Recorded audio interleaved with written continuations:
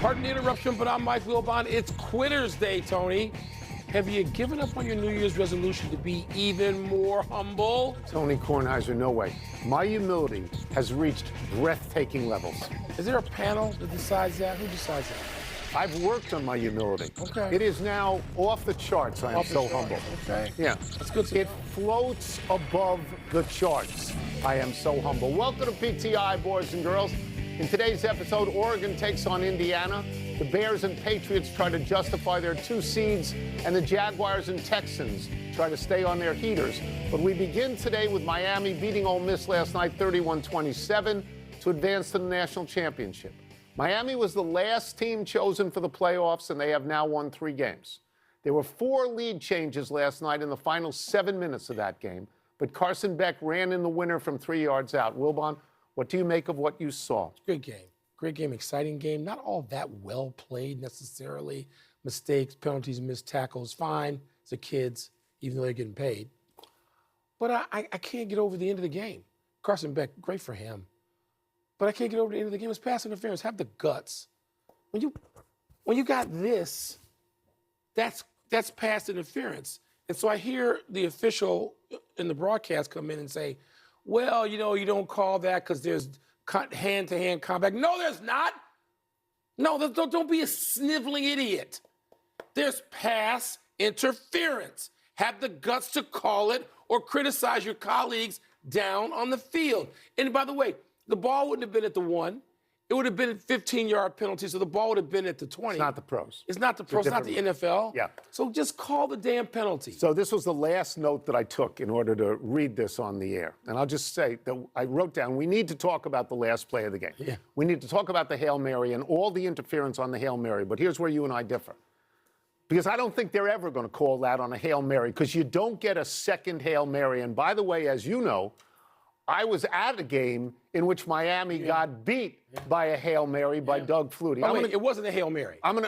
It's a 35-yard pass. It was too long anyway, Mike. It was too long. Maybe catch it at the end of the end zone. It was out of the end zone. Let me get back to the game itself.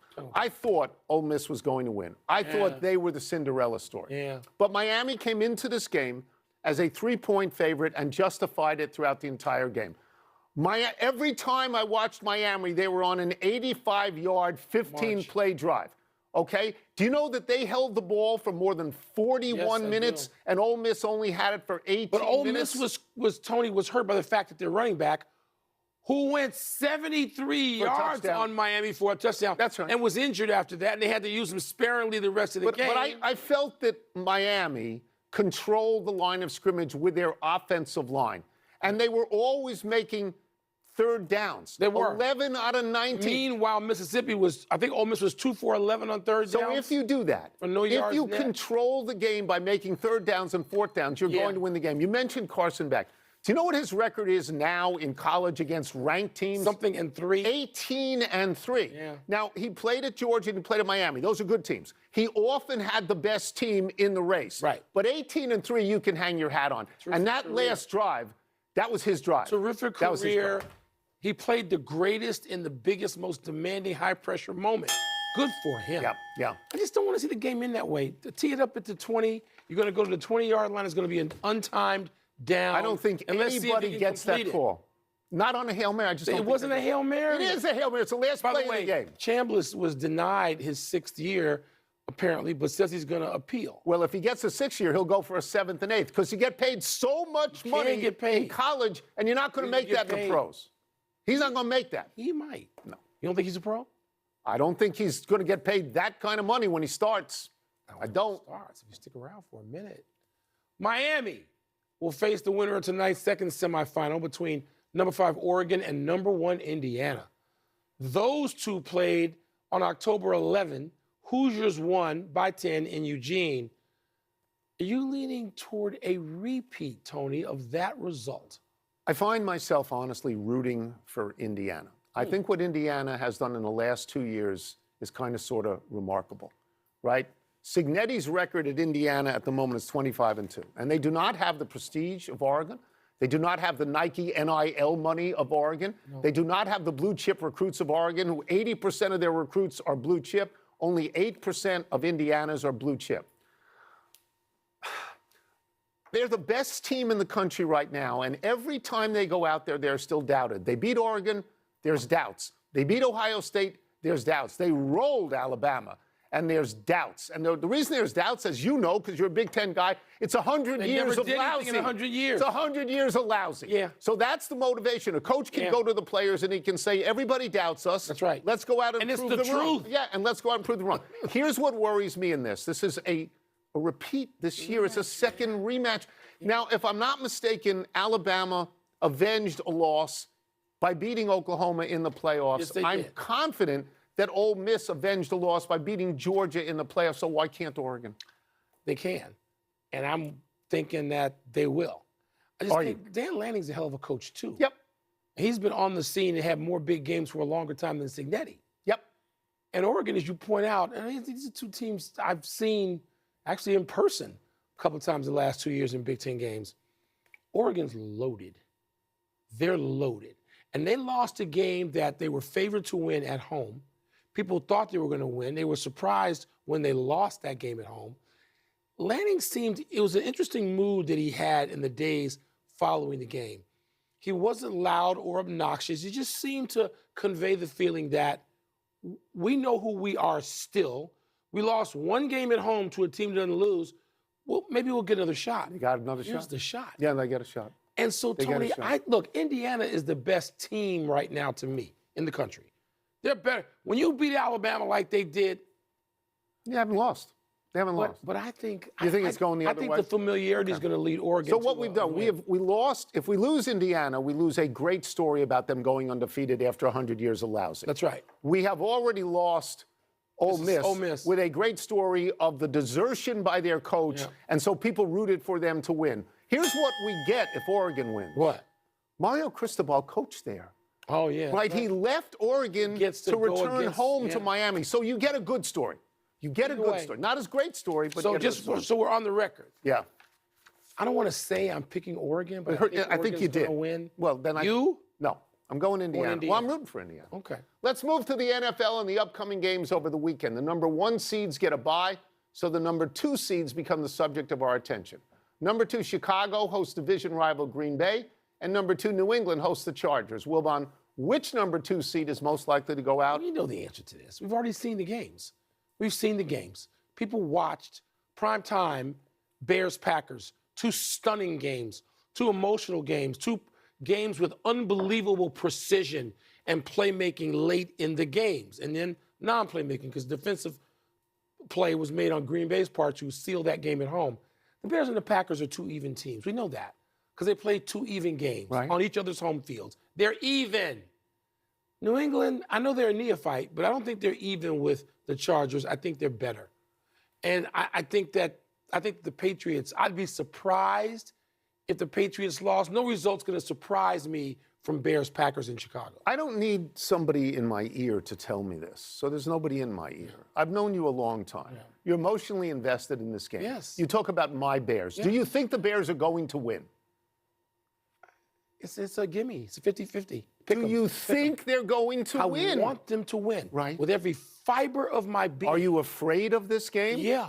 What did I tell you when we projected and the Bears could either get one of those powerhouse teams in the West, NFC West, or the Packers? What did I say? You wanted the powerhouse team. Yeah. I'm old enough to have covered Villanova, Georgetown. What did we just talk about with Indiana and Oregon? Familiarity. I'm scared of this game. This is the key phrase. They are familiars. In other words, the Bears are not unknown to the Packers. That's right. And because the Bears just beat them an hour ago in Soldier Field, the motivation to me ends up with the Packers. And so, yes, I would be afraid of that too. My thoughts on New England are different. I have no reason to trust New England. They played a 4th-place schedule to get here. They never had 3 games in a row like a lot of teams have of, let's just say, Philadelphia, Kansas City, Seattle. They didn't have anything like that. They got a fine quarterback, an accurate quarterback, but so do the Chargers. Justin Herbert is an accurate quarterback. He's rested. He's ready. Both coaches know what they're doing. Yes, they do. I'm just not sold on the Chargers. I'm just not. I am more sold on the Packers than I am with the Chargers. And in this particular case, Jordan Love, I believe, has won a playoff game with this group. and it's all new to the Bears. I was told this morning, you can corroborate this. What's that? Bears haven't won a playoff game since 2010. Is that true? Yeah, got in the NFC title game that year and lost to Aaron Rodgers. Jay Cutler, your boy. Yeah. He must have done something soul-crushing. I was at that game, and I choose to forget. Yeah. And so the last game we played in Soldier Field in the playoffs is called Double Doink Right. against the Eagles. Right. So this has not gone well for a decade but or you're so. saying you think New England will lose. I think no. I think New England will win that game against the Chargers, and our game it's a pick'em game. I don't know. I want to get off to an early start. I don't want to see Caleb having us come from 16 down in the fourth. That's not the recipe. Let's take a quick break. When we return, the Jags and Texans are both in the midst of impressive winning streaks. Which team is more likely to keep it going? And two NFC West teams, I spoke them already, have playoff games this weekend. Will both advance. Toss-up is next. You know what happened? Will you watch the game alone, or will you watch it with others? Matthew and I are going to watch this. Will you tell Matthew to shut up at various points during the game? No, because he's obnoxious during games like I am. He learned at the seat of the master.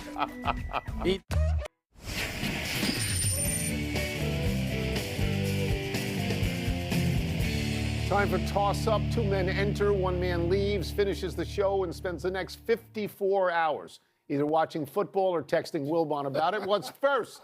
Toss-up more likely to keep their winning streak going, the Jaguars or the Texans? So I think it's the Texans because they have a terrific defense, and I know they're on the road, but defense travels. And let's be fair, the only reason the Steelers are in the playoffs is because the kid missed a 44-yard field goal. If he makes that field goal, John Harbaugh is still coaching, yeah, right? At least this week. And now I know that you believe that the Jaguars are going to beat Buffalo. Yeah. And maybe they will. My feeling about Buffalo and Josh Allen right now, this is Josh Allen's best chance because the Chiefs aren't in it. And the Ravens aren't in it. The Bengals, who were good every once in a while, they're not in it. I think it's on his racket. And I'd like to see him win it. But I'm afraid of the fact that he's got an 0-4 record on the road in the playoffs. Yeah, and the Jaguars just look good. They do. Just looks really good. But I'm going to shock you with my answer to this. Look, they got Josh Allen. Josh Allen has left the field in big games before, hello, Kansas City. And won. With a lead in like the final 15 seconds. And even then he lost that game, but it wasn't his fault. That's right. Josh Allen can lead Buffalo and can keep them in the game, and they can win a close game. I'm picking the Jaguars, but I understand that Buffalo could win that game. I think Houston, with that pass rush, their ability to get after the quarterback, that Aaron Rodgers, this ain't looking around at a subpar Baltimore defense. No. He's looking at a carnivorous Houston But he can get rid of the ball quickly. He can get it out of his hands quickly. I'll tell you and what. he's got Metcalf back, right? He's got Metcalf back. But, Tony, I don't think that even Metcalf's return can save Pittsburgh from Houston just coming after him and getting to him. No, I agree with that. That's why I said it was Houston. I mean, because the fact is, now Pittsburgh closed the season well. They won a bunch of games. They did, 3 out of 4. But this particular game, they should not have won that. A 44-yard field goal should go through. Should go through. Yeah, it should. So Josh Allen, his team is not as good, Tony, as it's been in past years. I know. It's a lot on him. I know. What's next? Toss-up, how many NFC West teams do you see advancing this weekend? 1, 2, or none? Okay, well, Seattle has a bye. Right. So they're going to advance, so that's one. I believe the Rams will beat Carolina in Carolina, acknowledging that 6 weeks ago they did not. I believe that they will take them more seriously than they did 6 weeks ago. So this brings me down to San Francisco and Philadelphia. San Francisco is great fun to watch. They are capable. They didn't do it against Seattle, but they are capable of scoring over 40 points. And they need to because they give up a lot of points and they give up a lot of yards. Yes. Mike, I think it has gone unnoticed in the last 6 weeks that Philadelphia won the Super Bowl last year. That it's Philadelphia, gone unnoticed all year. They know how to win playoff games. They grind you down. They are now, I want to get this number correct, they have won their last 5 home playoff games. They have turned the ball over no times, and they have 14 takeaways. Yeah, I'd like to have some honest disagreement with you, but I'm not. The Rams are not going to lose a second time in Charlotte. This is not going to happen, all right? And so we're talking about the 49ers. And I watched the 49ers really closely the last few weeks, including a game they gave up 38, I think, to the Bears at home.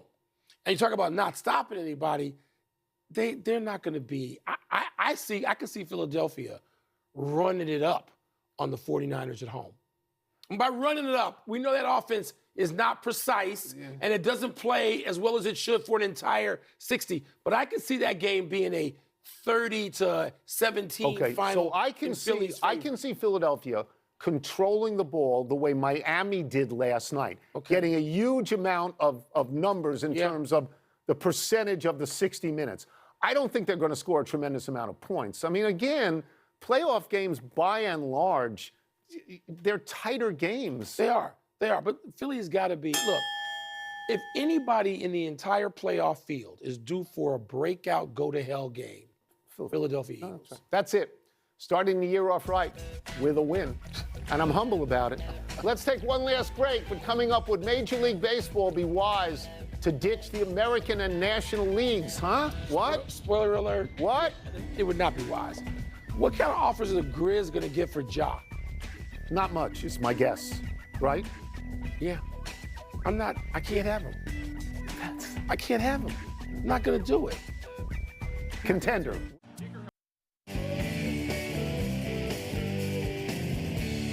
Happy time, people. Happy 40th birthday tomorrow, Marcus Freeman. Already? The Notre Dame coach is one of those college coaches that the NFL seems to be intrigued by, though Freeman has publicly declared his intention to stay in South Bend. Freeman got the Notre Dame job in 2021, coaching one game after Brian Kelly announced he was leaving for LSU. Freeman coached the Irish in the Fiesta Bowl, losing to Oklahoma State. The next season, Freeman was 9-4 and won the Gator Bowl. Season after that, Freeman was 10-3 and won the Sun Bowl. Season after that, Notre Dame went 14-2 and went to the national championship, losing to Ohio State. This last season, Notre Dame was 10-2, but refused to play in a bowl game after getting hosed by the playoff committee. He's 43-12 overall. That's a wow. How many of those NFL jobs could be more gratifying than having that job if you're Marcus Freeman? That specific job at Notre Dame. I think the NFL could find a job that he would like. Ooh. I do. Happy anniversary, Carson Wentz. On this day 10 years ago, the college quarterback returned from a broken wrist with 2 rushing scores and a touchdown pass to lead North Dakota State to its 5th straight 1AA championship. Wentz was then taken number 2 overall in the 2016 draft by the Eagles, who traded a load of high picks to move up and take him. Wentz set a then NFL rookie record with 379 completions, and the next year got MVP buzz. Remember Wentzylvania? But a torn ACL kept Wentz from the Super Bowl that the Eagles won. The effects of injuries have dogged Wentz through Indianapolis, Washington, the Rams, the Chiefs, and the Vikings. But Wentz is the first quarterback to start for 6 different teams in 6 different seasons. Yeah, I'm sure he'd take one team yes, he in would. 6 seasons. And the thing is, at the time, you don't think it's going to be so fleeting. But everybody, and this is cautionary for everyone who puts on a jersey. I agree with that. Happy trails to the American and National Leagues. Baseball Commissioner Rob Manfred told the Carton Show on WFAN that should the majors expand from 30 to 32 teams, he is considering the idea of realigning the traditional leagues based around geography. 16 teams in the East, 16 teams in the West. This would mean shorter travel throughout the season and more 4-game playoff days, as 2 matchups would have East Coast-friendly start times and 2 would have West Coast-friendly start times. He's also floated the idea of 8 4-team divisions like the NFL. How does this all sound to you, Wilbon? Sounds great. Not going to happen. Not in his lifetime or ours. I think there's one person out there right now who can make some of these things happen, Theo Epstein. And the question is, does Theo want to be commissioner? Would anybody make him commissioner after Manfred? Would there be a groundswell? Theo Epstein is the smartest man in baseball. Baseball could do itself good by embracing, hugging Theo Epstein and keeping him close in the commissioner's office. I'm not sure the people are that smart. Okay, I thought about this today. For people of our age, this is a radical change. Yeah. And we don't want it. No. We viscerally don't want No. it. But I also believe, and we'll be long gone, that within 20 years, nobody will care anymore because they'll like this. I agree. They will like That's this. why I said not They will in like the Manfred's geography. lifetime or ours. Well, I don't know. Manfred might get everybody to do it because you're telling owners it's going to cost you less to travel, and that's an Man, they incentive. don't ultimately care. All right, one omission. Anthony Davis. Ligament damage in his left hand, and depending on a second opinion, could miss a number of months, I said. This makes me feel bad because I have a sense of how desperately Anthony Davis wants to be out there every night and play. It's not happened, and it's not happening. No. Everybody's body is not built for the rigors of professional sports, and maybe it appears AD is just one of those guys. He's a great player when he's there, but he's not always there, and that's why that nickname, it's mean, but it's funny. Street clothes. Come on, let's go to the big finish. The Grizzlies are reportedly entertaining offers for John Morant. Does that make sense? Sure, you want to get rid of him because it ain't working, but it doesn't make sense that anybody else would take him on.